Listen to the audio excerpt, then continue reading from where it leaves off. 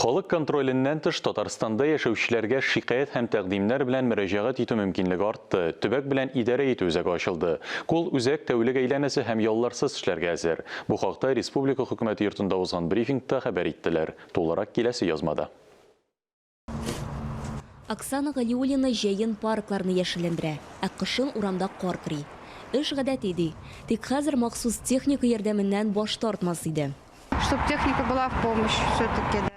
Техника ярдәмгә килсә яхшы булыр иде, чөнки территорияләр зур, җыештыру авыррак. Күп санлы урам җыештыручыларның фикерләре уртак. Элегрәк халык контроленә, коммуналь хезмәтләрнең территорияләрне җыештыру буенча эшенә карата шикаятьләре дә азрак керә иде.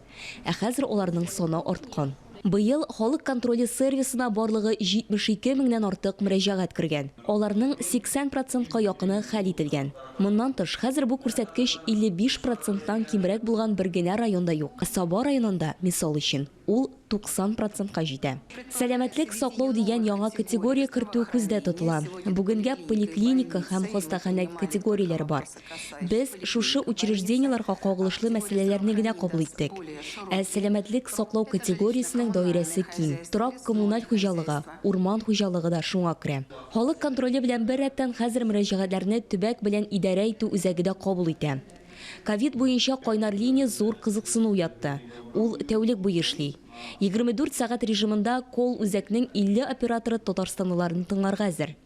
Лилия исемле робот ярдәмче дә сорауларны кабул итә.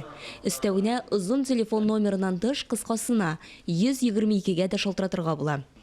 Алга таба без шалтыратуларны оператив кабул итү өчен 03 һәм 122 хезмәтләре белән турыдан-туры телефон элемтәсен оештырырга планлаштырабыз. Элек заманчалаштыруга кадәр кайнар линиягә 200 кеше керсә, хәзер 1000-нән артып китә. Бу елларда гына да операторлар 1200 мөрәҗәгатьне теркәгән. Еш кына кол үзәккә 35-тән 50 яшькәчә кешеләр мөрәҗәгать итә. Хәер, эш шалтыратулар буенча гына бармый.